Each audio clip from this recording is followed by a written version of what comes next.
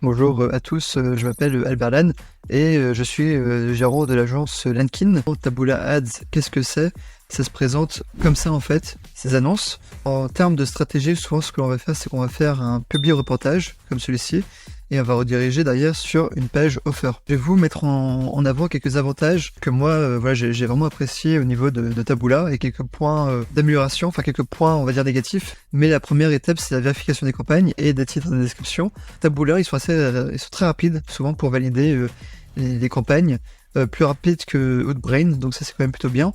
En revanche, par contre, souvent les campagnes peuvent bloquer aussi bien à cause des titres, des descriptions ou alors des images. Voilà. Taboola propose aussi l'insertion de mots-clés dynamiques, de variables, donc tout ce qui est région, tout ce qui est département, c'est quelque chose que j'utilise énormément. Donc, premier côté négatif, c'est voilà les sites web, les mauvaises sources. Aussi, Taboola a tendance à cibler hors des zones ciblées, donc la mauvaise audience. Enfin, moi, ce que je vous recommande, c'est d'utiliser une solution comme Volume, par exemple. Malheureusement, Volume, ça coûte très cher. Et voilà, pour vous montrer une dernière fonctionnalité qui manque un peu sur Taboola, c'est les clics incorrects. Voilà, parce que c'est beaucoup de clics incorrects.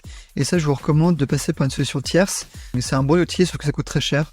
Donc, si vous dépensez que 1000-2000 euros par mois, c'est pas la peine de le prendre. C'est une façon de faire qui marche quand même plutôt bien pour s'assurer d'avoir déjà un premier filtre et ne garder que des bons sites. Et d'ailleurs, on voit tout de suite que c'est pas forcément des très bons sites au vu des noms.